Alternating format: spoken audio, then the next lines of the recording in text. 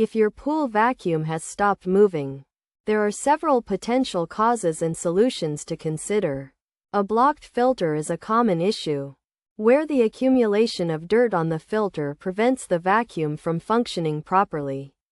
To resolve this, it is necessary to access the filters and clean out any buildup dirt.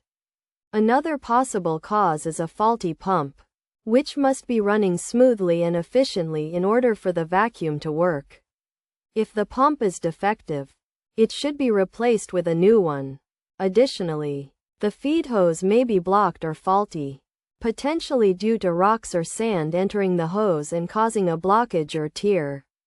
To inspect the feed hose, run water through it to check for any clogs or damage, and replace it if necessary. By addressing these potential issues, it is often possible to fix a non-working pool vacuum with relative ease.